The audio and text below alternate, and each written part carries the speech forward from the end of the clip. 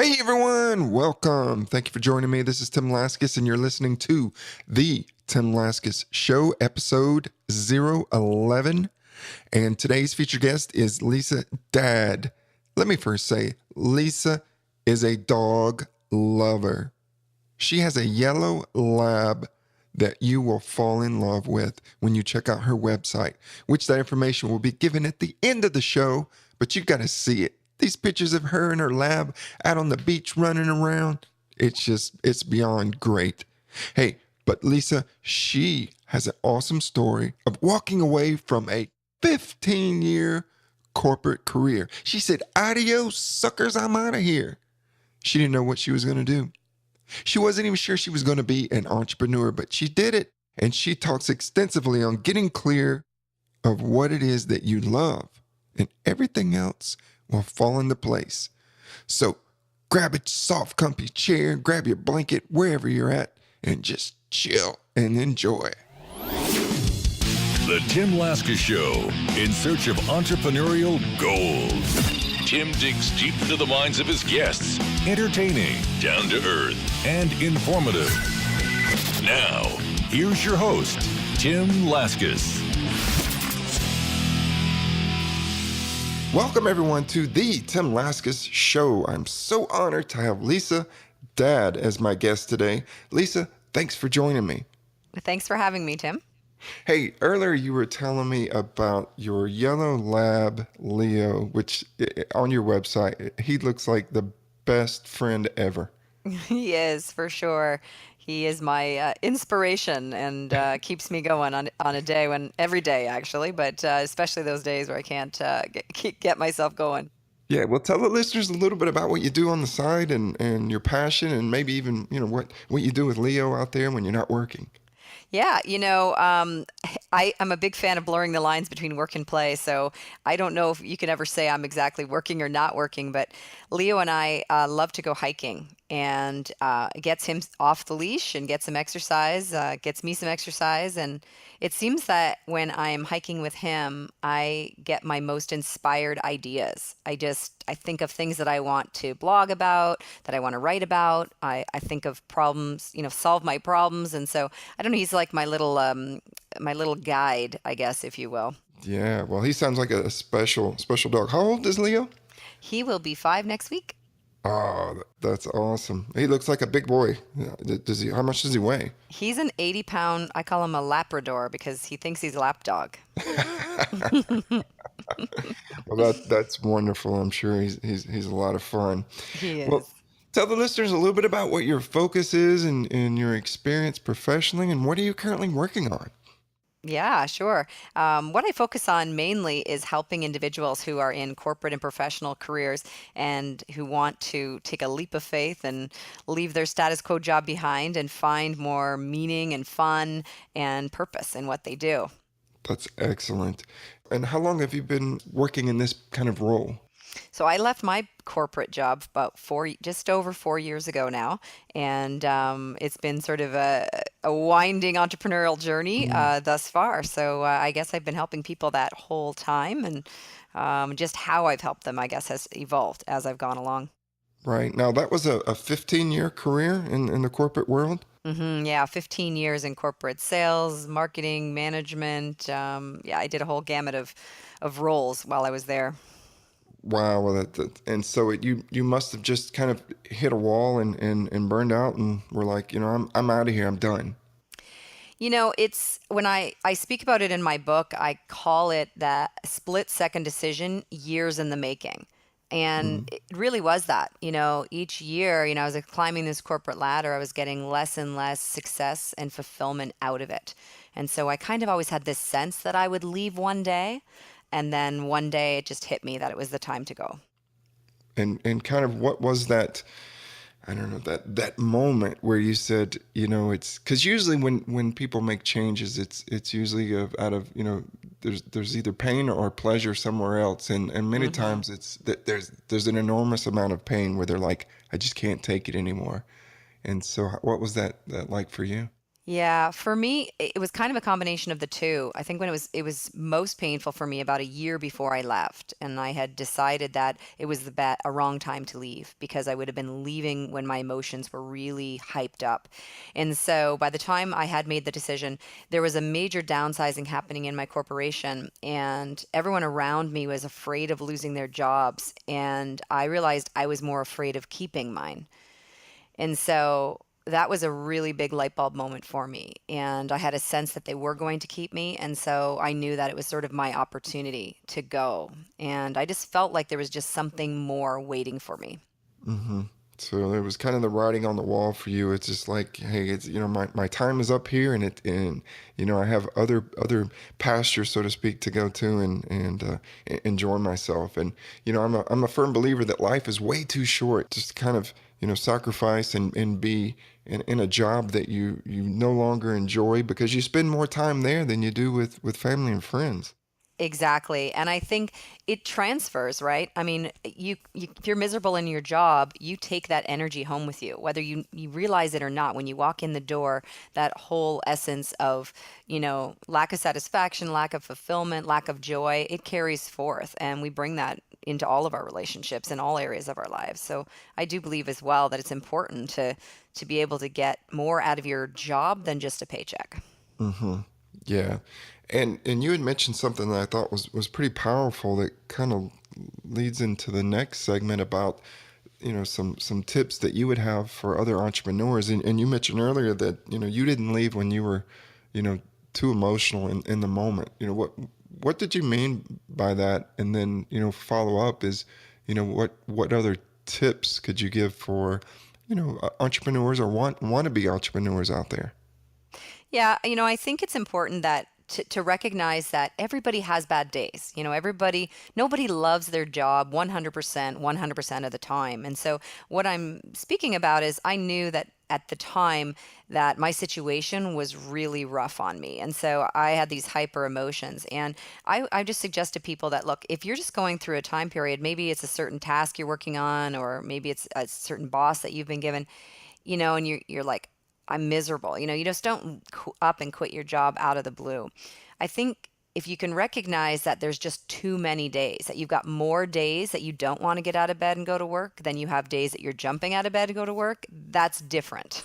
And Hmm. so I allowed myself some time to process what was going on. And I'm just really glad. I don't have any regrets. I think had I quit at that time, I would have just jumped into another job that basically set me in the same situation, just a different company. So, Hmm.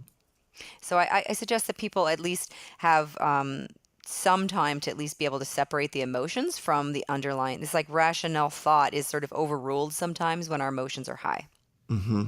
Absolutely. And when people are very emotional, it's usually, oh my God, let me get out of here. But then everything becomes frantic. It's like, oh my goodness, what if I, lose everything? And, what if I lose my house, or, just make a split second decision one way or the other.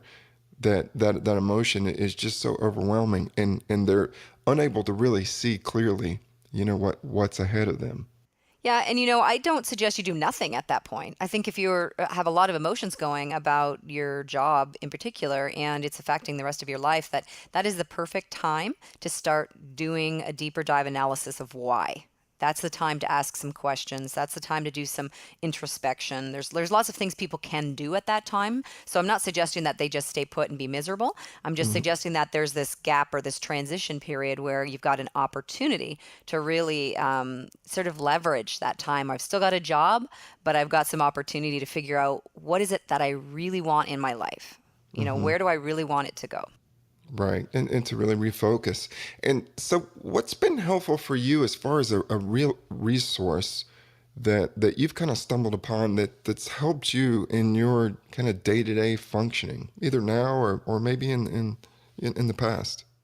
Yeah, I think of that definitely has evolved over time what I've used and what I am using to manage. I think very early on, one of the resources that comes to my mind is I stumbled upon Brendan Bouchard. I don't know if you know of Brendan's work. No. Brendan Bouchard is like the the ultimate guru in sort of creating online business, in speaking and coaching and online marketing, and he's been doing it for years and years. And so he was the first person that really opened my eyes to the idea that I could design and create a job for myself, something that I love to do. I could choose who I wanted to work with. I could choose when I wanted to work and how I wanted to work. And so there are so many out there now kind of teaching the same thing, but Brendan's done it for so many years, and he does it with such heart-centered intention and with such experience and class that I would still recommend him for people that are just sort of stepping into this idea of, the entrepreneur world and creating something for themselves. That one of the best resources for how to do that and how to go about it is Brendan Burchard. Well, how do you spell his last name? It's Burchard, Burchard. Gotcha. And he's got all different types. He's written all sorts of best-selling books, and he has different types of courses and the way he helps people. But I went to it's called Experts Academy, he calls it, which is his premier event that teaches people just how could they make a business around their passion and their talents. And it's a great place to start for people, even if you don't know what you wanted to do. Because when I went the first time, I still had no idea. Right. And I think that's powerful for people to go out and actually, find resources and people who are, teaching various principles, but also, looking for a mentor. And did you ever have a mentor, so to speak? He became my mentor virtually, really, without even him knowing it directly. He definitely was one of them. I would also say that one of the best things about finding a mentor who does events like that is that if you can go to a live event, you will be surrounded by like-minded people that are looking for the same thing. And so it's great to be able to connect and build relationships with people that are at different stages maybe of their evolution, but are of similar mindset. So I agree with you. Finding a mentor is a great idea, and then also surrounding yourself with people that are doing or trying to do similar things. Oh, yeah, and that's such a powerful, message there is to surround yourself by others who are like-minded and also those who are as successful and many times more successful. And I don't know what that saying is. You are the average of the five of the people that you most that hang you out hang with. with. Yeah.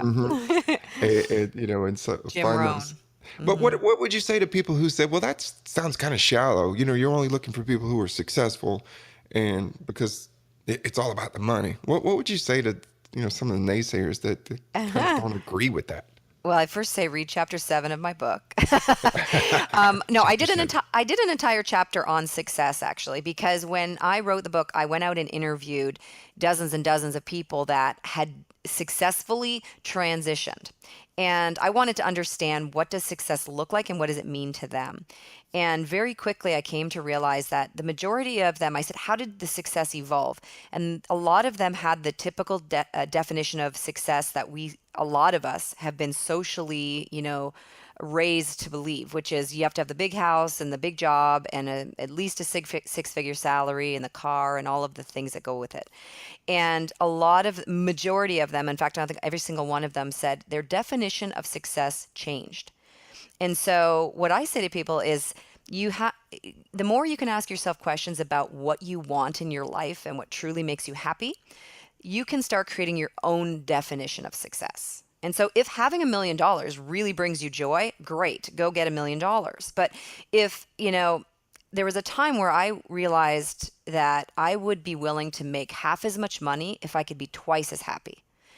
And that I realized eventually you can probably make twice as much money and still be twice as happy if you want, if that's what you want. But I started to realize, why am I comparing myself to what other people have when I have no idea what their idea of success is? So that's one thing I say to people is you can look at other people's situations, and that gives you an idea of some things you may want in your life, but you still have to take them back to your own life and say, what would make me feel successful?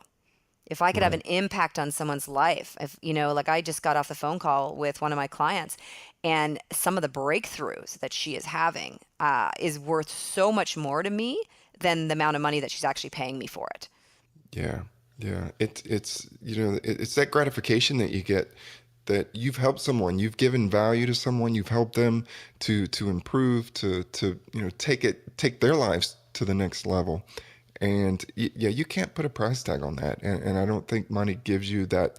It's those moments that you have with your clients that will carry you through, and you'll remember that for years. But somebody may give you $10,000, and okay, it feels good for a while, but then as a year or so goes by, you really don't remember that feeling.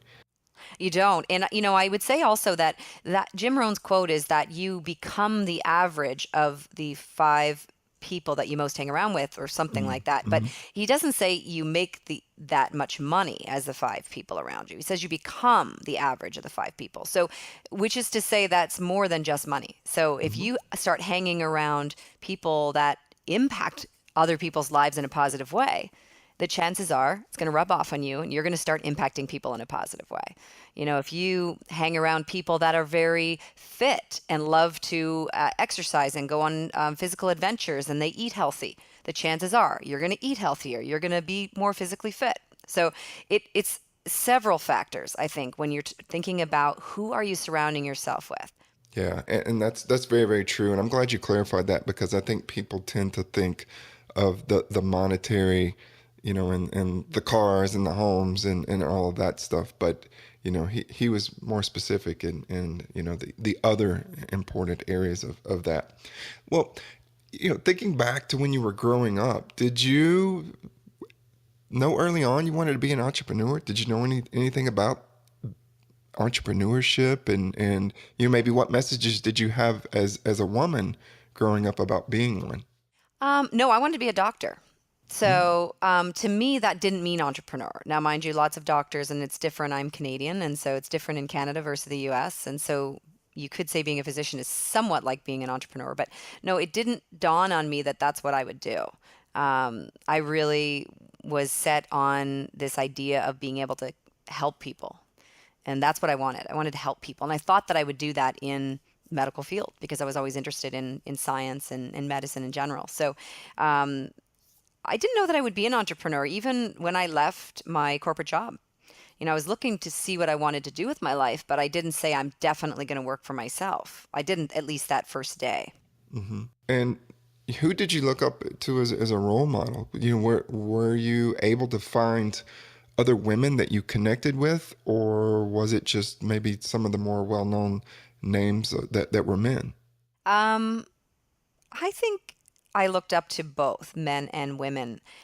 I do believe, we are impacted and influenced by our environment. And certainly I was raised by a single mother. So I never had the message growing up that I couldn't do something as a woman. I actually got a message that I needed to do something as a woman, right? Not having a man in the house to do any of that. I also, my grandmother just recently passed away, and when I was doing the dedication for her funeral, it struck me that my grandmother was like a master at so many things. Like, I mean, the woman helped build two homes from scratch at the same Wow. time as, professional cake decorator and seamstress and farmer and real estate agent. She did so many things.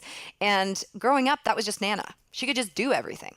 Hmm. So, when you grow up as a child, and I'm very, very close to my grandmother, it didn't even occur to me that being a woman, I had limited options. It was like, well, what do you want to do? Okay, well, go do that. And that was just something that was bred in me from an early age. Wow, that's fantastic. What messages did you have about money and finances? Did you ever have that talk with your mom or anyone But in your family growing up? we didn't have any money when I was growing up. Again, when you grow up in a single mother, we didn't have a lot of money in the house, and it was very known. It was very visible that we didn't get things that other children got, that we didn't go on the big vacations and things like that. At the same time, we didn't really want for much. I could think of some materialistic things, but we had a very close, loving family, and we never went. We never starved, and we always had a roof over our head. But money was one of those things that I had the message that I wanted to have enough money to just make my life easier.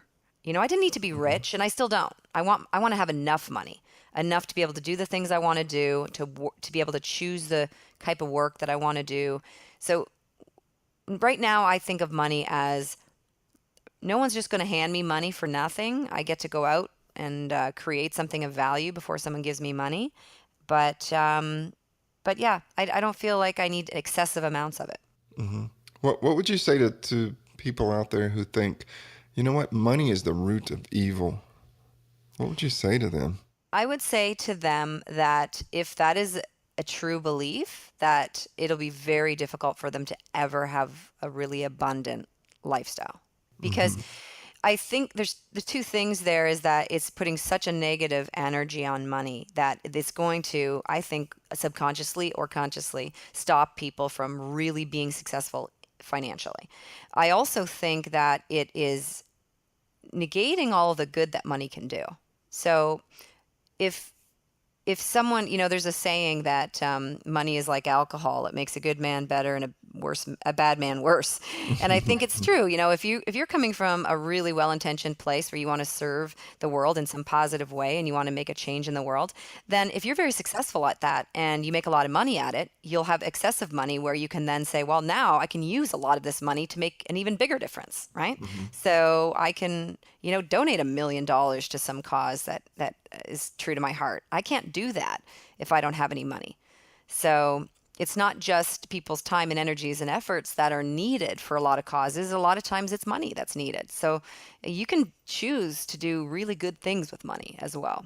Yeah, well, then you just look at Bill Gates and all of that, him and his wife have done and starting up different foundations and donating millions, tens of millions, if not more, maybe, Yeah. around the world. And so, yeah, I mean, that's kind of one of the perfect examples of, what money can do that's beneficial and that's good. And I think there's also kind of a message out there that some people may have that, if a person is making a lot of money, then they must be taking money from someone else. Hmm.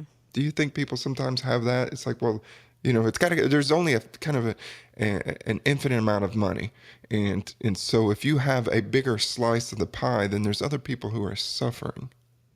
I think, honestly, my biggest thing with both time and money, I honestly believe time and money are the biggest smoke screens that we have. Hmm. So I think there's something beyond, underneath that level. So someone who would say to me, um, there's only so much money and we have to fight for it. To me, that just is a message of scarcity.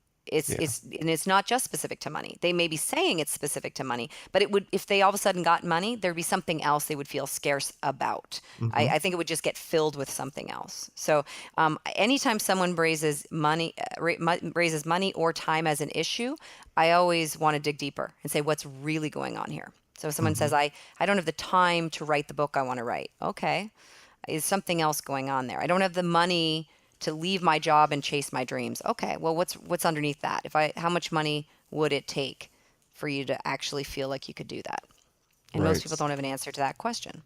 So for you, when you hear that your kind of your signals going off is that okay, Mm-hmm. this is a place to dig deep. Yep. It's almost like a metal detector. It's the metal detector is going beep beep beep beep beep beep beep, and that's It and does, that's the seriously, it just does. dig. Yeah, It's get the in there. two it's the Hmm. two easiest excuses. It's the two Sure. easiest roadblocks. And you can say, "Oh yeah, I don't have time for that," Hmm. I don't have money for that. And everybody knows somebody who complains they have no money for anything, and all of a sudden you walk into their house and they've bought themselves a new 50-inch television. You thought, Right. wait a second, Yeah.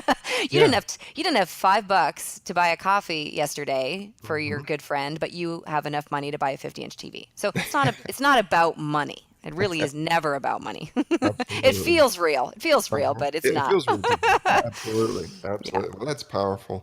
And, thinking back to your experience, as an entrepreneur and working with people and, what has been one of your most difficult times mentally in running, a business or starting out as an entrepreneur?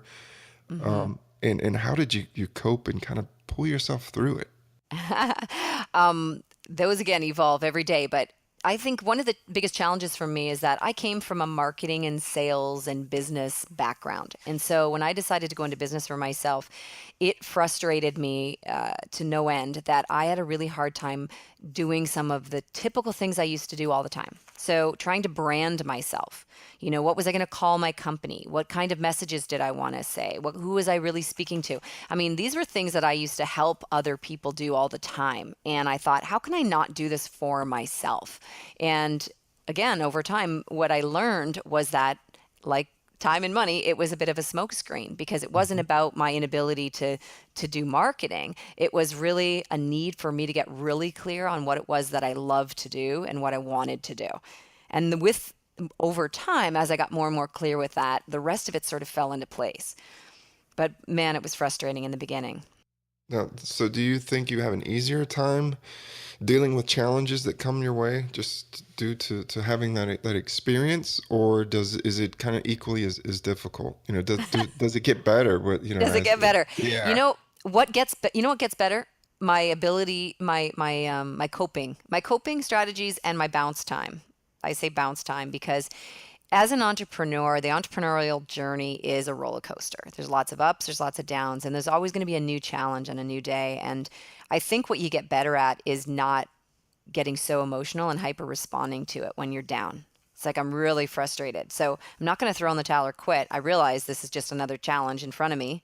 It's not a problem. It's a bit of a puzzle, and I'm going to approach it. And if I'm frustrated with it today, I'm going to go for a walk with my dog, hike with my dog, and calm myself down and come back at it with a rational mind. So, that sounds a little bit Pollyanna maybe, but I just saying the reality is the challenges keep coming. It's just you just get better at rolling with the punches a little bit. Right. Well, I thought you were going to say, when you mentioned bounce time, I envisioned that your next words were going to be, I have a trampoline out back. Ah. And that's my stress reliever. I just bounce on that trampoline for an hour Yeah. and I'm good to go. But I mean bounce time in terms of, a problem might have knocked me out for a week or two before, sure. whereas now it might be a few days and then I'm Uh-huh. back. I'm like, okay, I was depressed there for a minute, Right, right. struggling to figure out what I was going to do. And sometimes I just need a phone call to the right person and I can bounce. I've got those people that I know I can call. Right. Well, have you ever worked with anyone that you thought, wow, this person is really struggling with minor issues, and thinking to yourself, not that you told them that, I just don't think they're cut out to be an entrepreneur, because I don't think, everyone is. And so have you ever had that experience with someone where you thought, they're struggling with minor stuff, not sure if they're going to be able to handle what's down the road? That's not usually the flags for me. The flags for me are more seeing people aren't ready to dig really deep into where they need to go. That's more a flag for me. If someone can't, figure out how to start a website, or someone does not figure out how to, I don't know, there's so many things that we can learn and so many other things we can outsource. I think in general, what I like to see from an entrepreneur is the willingness to be okay not knowing everything yourself. I say one of the pieces of advice that I would say to entrepreneurs is that don't try to do everything on your own. It seems like a very lonely job, and it can be. And so learning to build support around you. So the flags are more for me if people are refusing to get that help, trying to do everything on their own, and struggling more in that way. I Hmm. think it's going to be very hard to be a tough road to haul. Yeah, and having to wear many hats, and being able to pick and choose, and get focused on, okay, what is it that you're truly good at, and what are you not, and then how can you delegate those other, you know, areas out to someone who has a better skill set is important. And kind of the reason I brought that up is I know Gary Vaynerchuk talks a lot about, not everybody's cut out to be an entrepreneur. People talk about wanting to hustle and burn the midnight oil, but I just don't think everybody's cut out for it. So that's kind of, I Yeah. was interested in your I take. yeah, and I agree. And I would say, to be honest, the word that just came up to me when you said that was ambiguity. You need people that are going to embrace ambiguity, because there's a quote, I don't know who said it, but there's a saying, something like entrepreneurs are let's see, entrepreneurs are willing to do what most people won't so that they can live like most people can't. It's like, or something like they're willing to do it for a few years so they can live the rest of their life like most people can't. That's what it is. They're willing to do what most people won't for a few years so that they can live the rest of their lives like most people can't. And so that's what Gary Vaynerchuk's probably talking about is like, you have to be really willing, because nowadays, especially when you look online, there are so many people selling the idea that you can make $1 million in 6 months, or you can sell $100,000 in 6 hours. And it seems like everybody's selling the idea that being an entrepreneur takes a website in 6 months and you're good to go. And that's a falsity that, as far as I've seen. And I think that is what frustrates people. They jump in thinking that it's going to be simple and quick. Yeah. So my second piece of advice was the balance between patience and urgency. That's excellent. Yeah. Love And it. it's Bill Gates.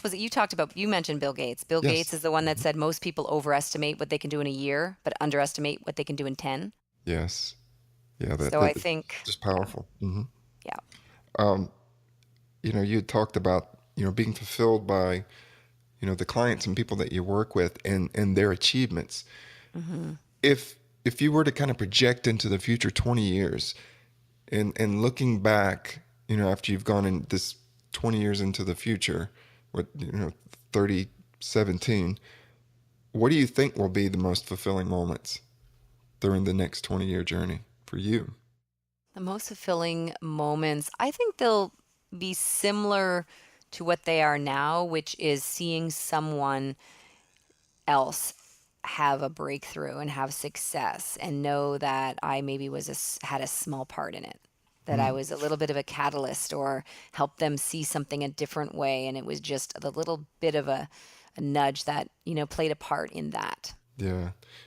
And I agree. If people have their values and their purpose straight in what they're doing, they're going to be fulfilled, and, and the money will come. But if your purpose and your focus is on improving the lives of others and bringing value and giving back truly of yourself and providing as much assistance as you can to help people to live a better life and to accomplish their own dreams, everything else will kind of take care of itself, and you're going to be in a great spot. But I think the people whose primary focus and purpose is to go out and make as much money as they can are probably going to be not in the game as long, and they're going to be probably not very happy early on. Yeah, and I love that you said values and purpose, because I think most people these days seem to be focusing just on purpose. And we have to have a specific purpose. And a lot of people struggle to really understand, well, what is my one purpose? What is the one thing? And they get stuck on figuring out the one thing. And you mentioned values. And I think when people get really clear on what their values are and they follow their values and they start making decisions based on their values, that it leads them to the purpose. Absolutely. Could not agree with you more. Well, Lisa, we have run out of time. You have been a fantastic guest, and you have brought great value to the show, and I really appreciate it. And now I would like to give you a chance for you to kind of tell the audience about where they can find your book and where they can find you, your website, and follow you on social media and all those good things.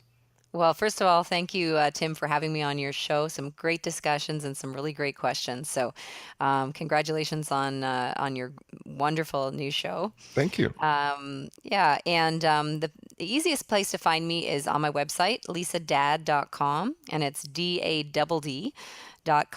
And you can find all the information about me there. And if they want to locate my book, you can find my book. Easiest way, again, is type into Amazon Lisa Dad, DADD, and my book should pop up there as well. So those are the best two spots to find me. Awesome. Fantastic. Well, thank you, Lisa. I appreciate it. I look forward to following you on your journey and staying in touch. And definitely I will look forward to just, checking in with you every now and then and just gaining some more wisdom from you, because you shared a lot today, and I really appreciate your time. Thank you. Sounds great. Thanks, Tim. Want more entrepreneurial tips? Go to timlaskas.com.